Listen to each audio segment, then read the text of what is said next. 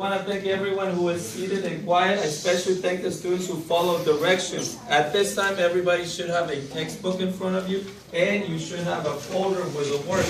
Today we're doing a special lesson about women's suffrage movement.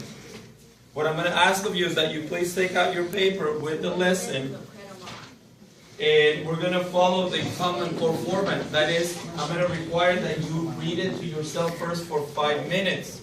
When you are finished reading it to yourself, we are going to read it together. After we finish reading it together, I'm going to ask you to please identify any important key vocabulary words and or facts. Okay? Then we're going to have a discussion about what is important and why. Once we finish that, you have other papers in your folder, and I'm going to ask you to please study the women of the movement.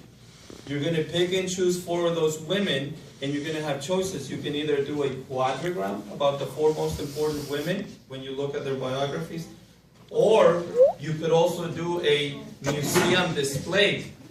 You can make a couple of works of art that you would display in a museum that talks about women's movement, women getting the right to vote, which, as you know, it's called suffrage.